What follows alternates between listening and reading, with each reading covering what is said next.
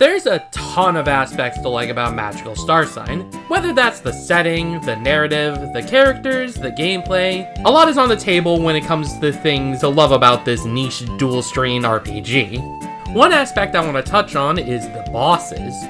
Bosses are meant to challenge the player at the end of a certain area, and is meant to be a great test of strength of the player, and this will usually yield a good reward waiting for you at the very end. Magical Starsign is no different. And now I want to rank every single boss fight in the game. Now before I dive right into the easiest to hardest, how will I judge each boss? I will judge each boss on many different factors, including but not limited to how powerful their stats are, what moves and strategies they have, and how challenging the fight is. To keep the playing field fair, I will try to beat the same level as each of these bosses, as well as have the current available equipment in certain areas of the game, so no easy equipment like the rostrum stick to cheese the entire game. And finally, I'll fight these foes with both the light and dark mage, with no multiplayer shenanigans, and I'll try my best not to use healing items. And according to the game, all the bosses in the game cannot be avoided. However, I will include a few optional ones just to even out the ranking and make it a little bit more interesting. With all that out of the way, here are the 55 Magical Starsign bosses ranked from easiest to hardest. Starting with number 55, Magic Dummies.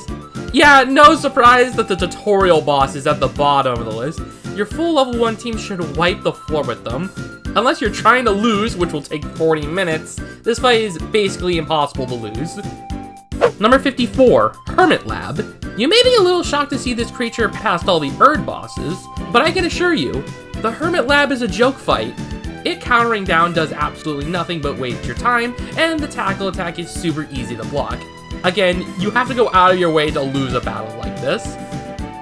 Number 53, Sentry MK1. This fight may look slightly imposing because there are 4 of them, but using Wind Talon in the back once instantly kills them all. It requires 2 more brain cells than the previous 2, and it's still super easy. Even in the front row, you can only take them out one by one, so it's not even that bad there. Number 52, Blue Pirate Otter from the Great Dragon Road. This is the easiest of the mandatory Pirate Otter boss fights in the game. A single Blue Pirate Otter has only 1 attack, and with Mocha on your side, he's super easy to take out. Number 51, Red Pirate Otter from the Great Dragon Road. Literally the same fight, except he trades speed for offense. Nothing new to say here. Number 50, Antlion. For being the first real boss in the game, he can put up some pretty decent resistance. Considering the protagonist is likely powered up at this point, this fight should still be really easy. Just some attacks may have some resistance now.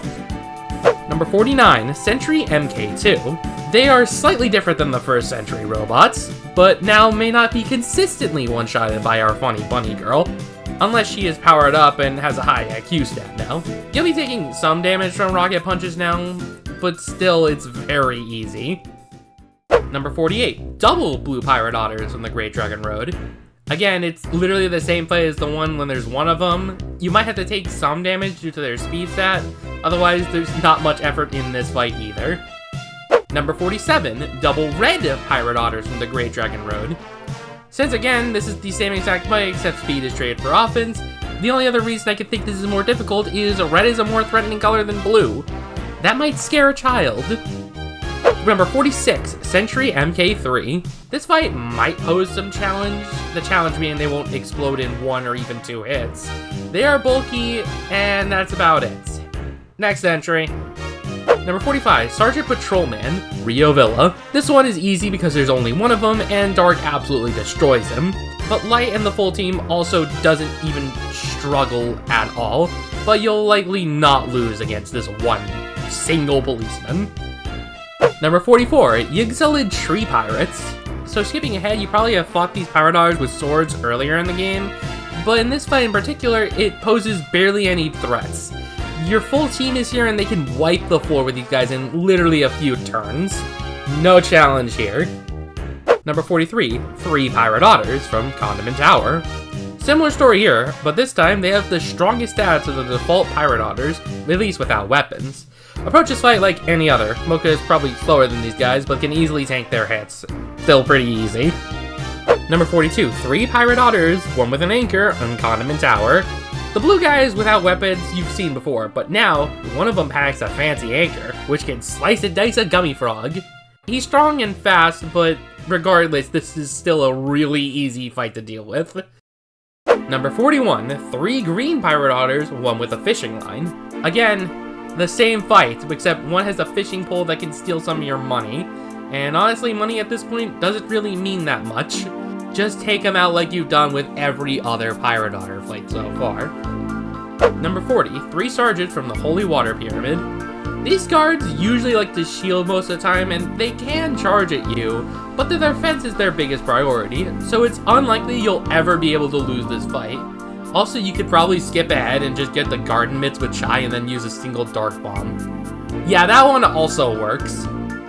Number 39, Triad of Sergeant Patrolmen in the ship's graveyard. This fight is the exact same ones as the stationary enemies in Rio Villa, but this one has one in the back and potentially can extort you with Punishing Bob.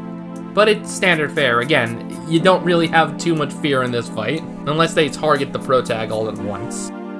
Number 38, Inspector plus 2 Sergeant Patrolmen in Paella. Instead of 3 patrolmen, there's actually an inspector on the loose, and he'll probably throw bombs, call enforcements, and change the planets.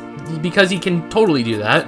He doesn't have any magic, so he doesn't really pose any threat, and his HP stat is so low that you can honestly just one-shot him. These 2 places can go either way depending on how you look at it. Again, really easy, that's why they're optional.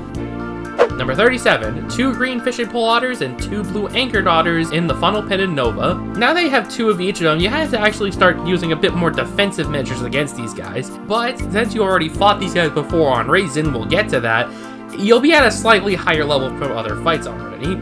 But fun fact, this is the last time you'll ever get to hear the Pirate Otter battle theme. That's a shame. Number 36, the same exact fight, but this time it's on Raisin. I mean, you'll be at a lower level here, so I can't really say that there's too much different in this fight. Let's move on. Number 35, CSI and 3 patrolmen in Paella. Very similar to the previous Inspector, but this time there's 1 extra target, and there's also a CSI to deal with, though he's visibly more frail and has less overall HP. I don't know, most of the fights you've seen previously are so easy that they can all basically be shifted around with any sort of difficulty. So, take that as what you will. But now we're going to actually get to the fights that are a little bit more threatening, so let's go to them. Starting with number 34, Mojo. Now there's technically 2 versions of this fight, one with 500 extra HP, though the fights are the same regardless. Although it boasts a shockingly high attack stat at this point in the game, it's still rather simple to deal with Mocha. You don't even really need Chai for this part of the game, but Swallow Hole and Hailstorm can do quite a lot of damage. Number 33, 3 bladed pirate otters from the Carbonara jungle. This is the first fight you'll have with them, and although you do have Mocha and potentially now Chai, but in an instance like this, if there are multiple ways to approach a fight, like having extra characters, then it will be taken into consideration, just like the Mojo. This fight in particular can lower your defenses with Weak Slash and have a pretty high chance to critical hit with a Leaping Slash. Though you do have a little bit more defenses, and Lassie now has Healing Wing, so this fight isn't too challenging, but it can weaken you with some bad luck. Number 32, 4 bladed pirate otters from Assam. It's the same fight, you'll be slightly higher level and then there's more targets, so yeah, nothing more to say here or there. Number 31, Securitron 1. I personally think this fight is pretty easy, though it does have a rare chance to use the powerful Zap Net, which may not do a lot of damage, but can hinder your limited supply of items you may have at this point. But the missile attack is super easy to block, so you shouldn't lose, but you might actually come close without a particular strategy. Number 30, Peacock Fish.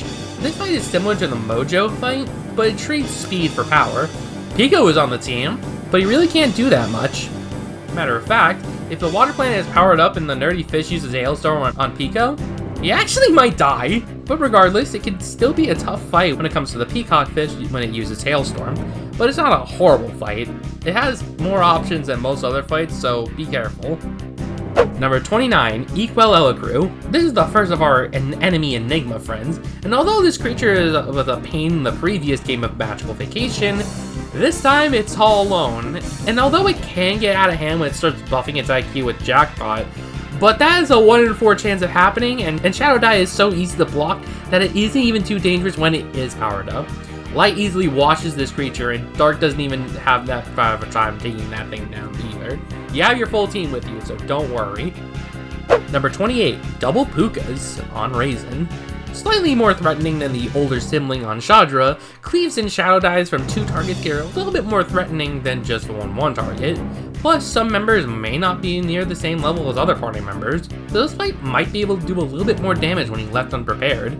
But regardless, Light absolutely clears this fight, and Dark doesn't really do that well. Number 27, Chard 3 on Shadra. Welcome to what I think to be one of the most disappointing boss fights in the entire game. Chard's third bout is so painfully easy that it's kind of embarrassing. Sure, Blood Money and Dazzle Darts can do some numbers if you're not careful, but when he telegraphs his attacks occasionally, all you really need to do is guard. Also, Light clears this fight so quickly. You'll likely have Nova Sword at this point, doing the max amount of damage, and Dark doesn't even struggle that much either, due to having a full powerful team at this point. So Chard 3 is the weakest Chard fight, and it's kinda sad to see him fall like this. Number 26, Chard 2 plus 3 Pirates with Sword on Cassia. Chard 2 is also fairly simple, but requires slightly better planning. You do have better access to tools at your nearby town, but Chard and his lackeys can still stack up the damage in the front row. You're mostly safe in the back with Charge using Shadow Die all the time. It can be tough if you get into Gren first instead of Cassia, due to try not having minty freshness for defenses yet, but with some careful strats, Chard 2 is very simple, but it can be overwhelming initially. Number 25, Fire Gauntlet on Gren. Welcome to the first of these gauntlet-style battles in Starsign, where the whole purpose is that you can't heal in between fights. That's usually the main reason the difficulty, making this the hardest battle with the Pirate Otter so far. Just make sure you actually accept them. If you don't, you might regret that. Number 24, Securitron 2. This fight is essentially the exact same as the previous fight from earlier on the list. However, the big key difference is the stats and the AI liking to use Zapnet more often. Plus, just spamming attack moves will likely result in a defeat, so watch your step on this one. Number 23, Avalon de Mar. This is the first of the Space Police admins that you'll face on this list, and although he can easily bring in your members down to only 1 HP, he's still the easiest of all the leaders. Considering most of the match he's just a sitting beauty idol, and his offenses leave a lot to be desired when it comes to his power, his signature move being shockingly weak. You can still make some pretty big gaps in your team without the proper assistance for healing items, but regardless, he's still painfully easy. Number 22, Giant Larva. This gummy-eating larva is the easiest out of the final endgame bosses. Sure, it could be a little annoying when it comes to weapon absorption and the Mega Burn cannons, but since it only targets one person, you only have to deal with it, well, 1 or 2 times in the fight. This creature should be easy when you take the fight nice and slow. Use more defensive strats on turns when you know the Mega Burn cannon will fire. Other than that, this creature has a crushing move and will mostly use that most of the time. It's strong though, so don't act like this fight is unlosable. Number 21, Ant Queen. I consider this to be the hardest boss from the beginning Earth section, though there is a very specific strategy when it comes to defeating this creature, that being the one Thunder Bomb on a specific turn and having the Wind Plan aligned for it, but without it, and you want to just constantly attack the ants, it actually can be quite scary. The Queen will do some light skipping by healing and some of that weird attacks that she uses. If Lassie gets too much damage, it's basically game over. But still, this fight is still pretty simple, but it requires a small amount of prep time to do optimally. Number 20, Chard and his Gauntlet of Pirates. Yet another of these gauntlet-style fights at the end of Dragon Row. The 3 Pirate Otters are pretty easy to deal with in all grand scheme of things, but then immediately dealing with Chard when you are reasonably weakened after the first fight is a little bit of a different story. Light can still effectively take care of him with crystal lasers, but this time Dark might actually be facing an uphill battle. Not only you have to risk a high-powered Shadow Die when he is powered up when you are also powered up, but the falling stalactites from the ceiling can hit everyone for some pretty decent damage. This fight is hard to work in your favor, but it's a good challenge. Definitely the best of the Chard fights. Number 19, Dab Haznel. This is what I think to be the strongest Enigma boss fight when it's just a 1v1. Dab over here with his rolling stance do absolutely disgusting damage at this point, and can nearly one-shot a party member with some bad RNG. Light again has no problem, but Dark might struggle a bit, especially where he also has some magic up his sleeve, though he doesn't really like to use it that often. It's a tough fight, and they can also come out of nowhere for unsuspecting players. Number 18, 2 Pukas and a Dazzle. It's kind of the same fight, but now the monsters have more HP to tank more hits. Again, Light can effectively take these out by themselves, but also Dark makes this a little bit more difficult. Most of these fights are optional, but there is one against them that is mandatory on the bridge at Shadra, so I'm technically counting that. Number 17, the Odd Beetle. The Odd Beetle is a very luck-dependent fight, mostly when it comes to putting a random party member in a cocoon. It could be someone like Sorbet, or it could be someone as useful as Lassie, in which you might actually be in big trouble. It can also buff its stats with Fighting Dance and has a strong sickle attack. It may not have any magic to speak of, but it does have some strong offense to keep you on your toes, especially with an area of effect Cocoon Riot. Dark this time actually has the upper hand compared to Light, so use that to your advantage. Number 16, Cybersaurus plus the Space Warden. Although the Cybersaurus has a really high attack stat at this point in the game, the fight is still pretty simple. Just leave the Space Warden alone and you'll only use Yell and Bite Off, which, yeah, it is pretty damn strong, but if you actually kill the Warden, the Cybersaurus will use much more dangerous attacks. Multiple of your party members can be attacked, which can effectively ruin an otherwise great run. Once again, Dark struggles to take this beast head on, and Light continues to prove why it's the best and easiest element. Just play it safe and defensive, that's all I can really say. Number 15, the Elder Tree. This is the first of the main Glissini Cave bosses, and this one is the easiest of the 4. Unlike its sapling younger brother, it will not spawn any allies when you attack it with a fire spell, so it's much safer to fire off strong Dragon Tongues. Granted, Briar Patch and Bloom of Plenty can do hefty amounts of damage and thorn your team members, especially to our poor bunny fellow. But since this boss is left all alone, you shouldn't feel too much resistance in this fight. Number 14, Mugwort. This fight is a bit of an odd one. If you intend to get Pico on your party, this fight is a cakewalk because fire beats wood. But if you go to Buffoon first, oh, this fight gets way more stressful. Firstly, Lassie is weak to the Briar Patches and Pepperthorns he sometimes fires off. Second, he uses Celestial Swap to change the course of the planets in his favor, and a tool that you don't even have access to at this point without a little bit of money, and it will also power up his powerful wood magic. And thirdly, he's got quite a lot of power and HP at this point in the game. I honestly should put him a tier of his own because how much potential drama he gave to some of my friends, but he sucks, so let's just move on anyways.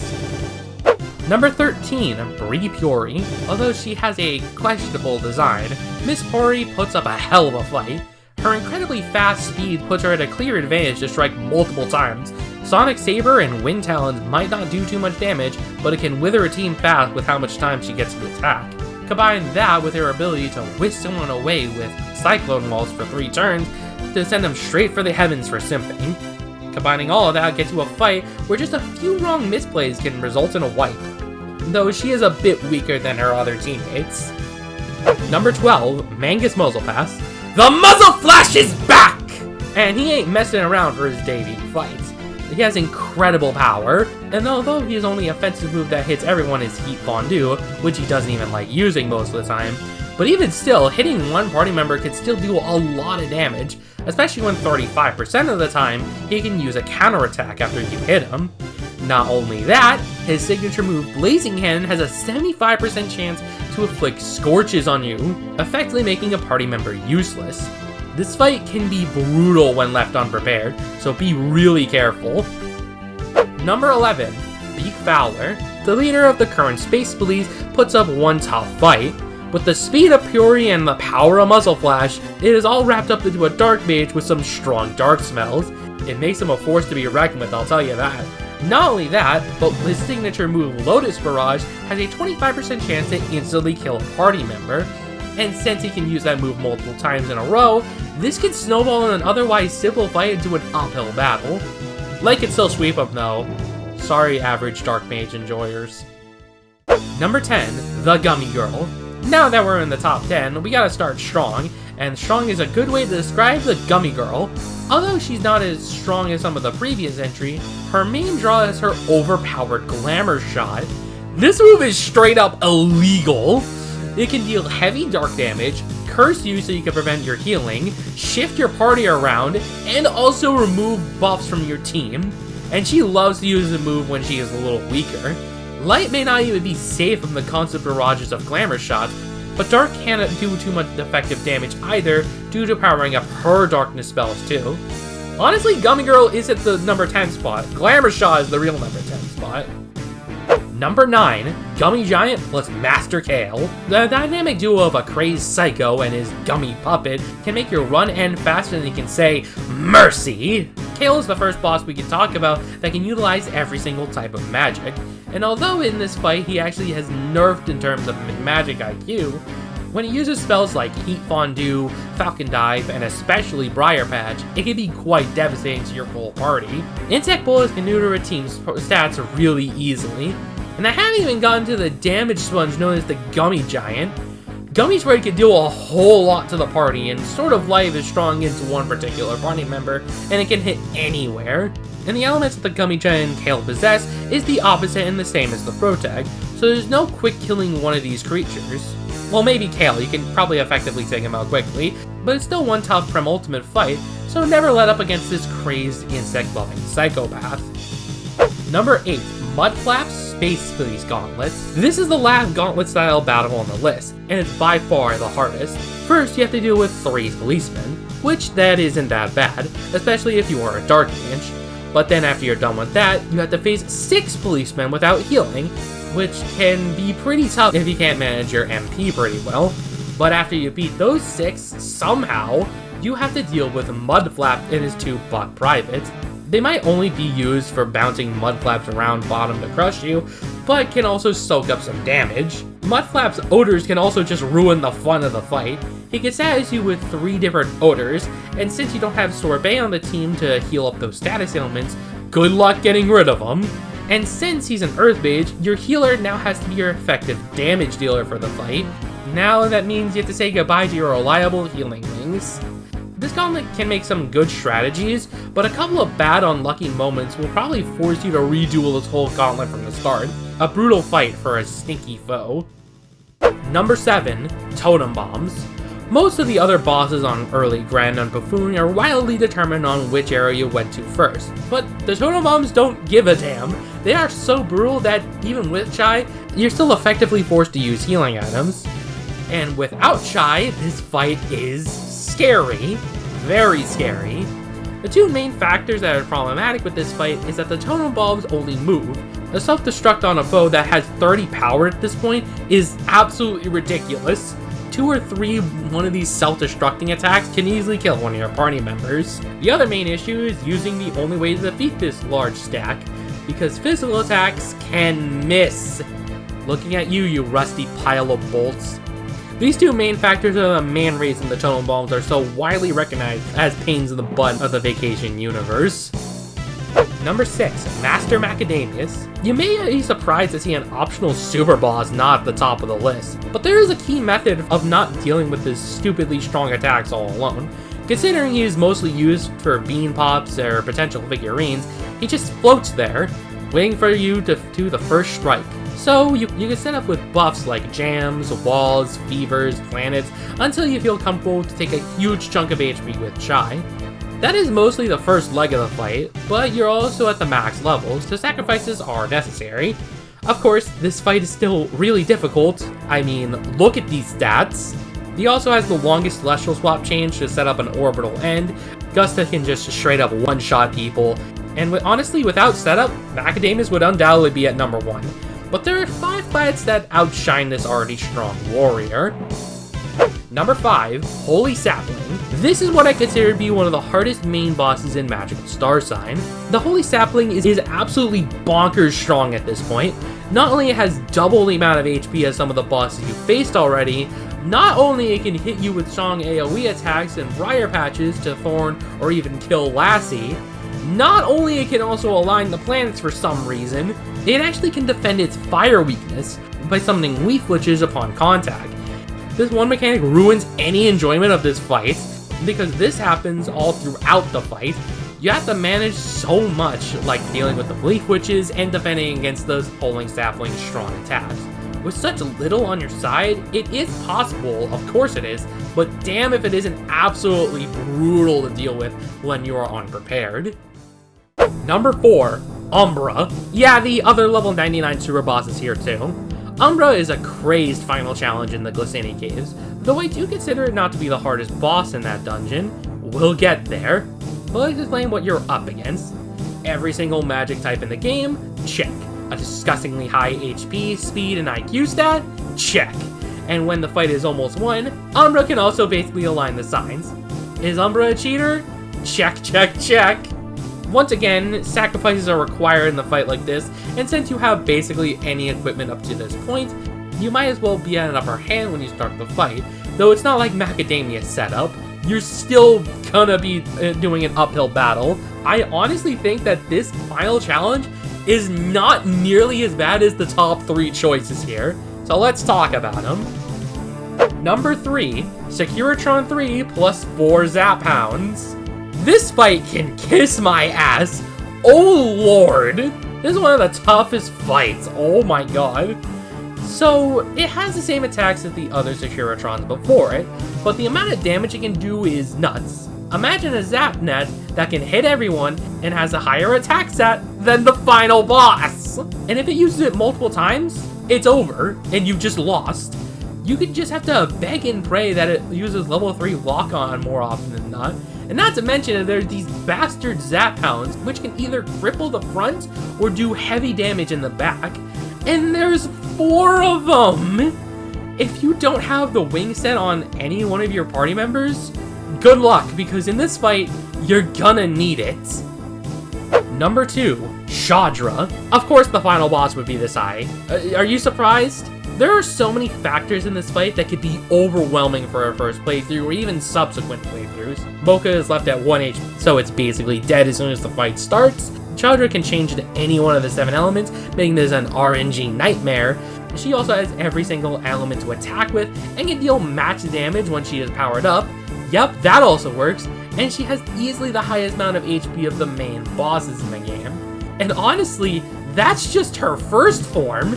Her second form may have less RNG in the fight, but god if it isn't just as scary. Prism barriers to defend against the all attacks, Paradrom's shifts to deal with massive light damage to random opponents, and having the strongest dark move in the game of Big Crunch, doing cataclysmic damage to everyone. Sure, it's the opposite of the protagonist, but damn if she is crazy. All because you prematurely woke it up. Very rude. If you can handle a fight like this without healing items or cheeky strats or grind to a high enough levels in the caves, you have my respect. But we are left with 1 harder boss fight.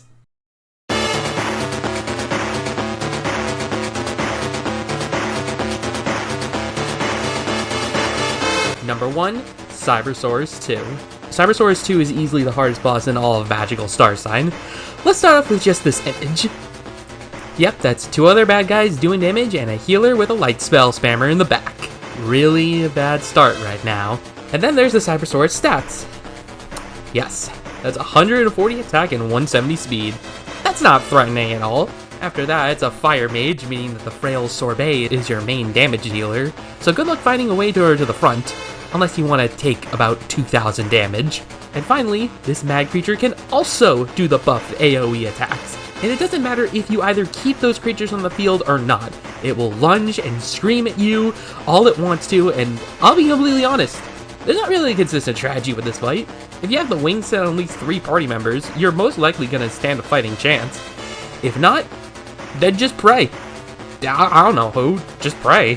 Look how much some of these attacks do, like, it's crazy. Like, this is clearly the final boss of the dungeon. If you get past this, nothing else will stand in your way. And this is on floor 15. If anyone can find a consistent way to fight this guy and his constant attacking foes and his healer and his, once again, 2,000 damage attacks, then please tell me in the comments and play the game and prove me wrong. Otherwise, make sure you are protected in some way. I heard reptiles like to roam around this time of night. And that was every single main Magical Starsign boss ranked from easiest to hardest. I think this was personally a more scuffed list because I kind of played this game so many times I can just remember these off the top of my head, but a few of them I have to go back to do some more research. But I think some of them are pretty spot on. Ranking JRPG battles is tough considering a lot of wild random factors and the amount of items that you have at this point, so some spots might be able to move around with other strats found in the future, but for right now, I hate robotic dinosaurs now, and that concludes today's video. Sorry for being absent for so long, recovering mentally, you know the drill by this, but I'm back and better than ever. So this is Dangerboatsouth telling you to play Magical Starsign before your credit card information gets leaked. See ya next time!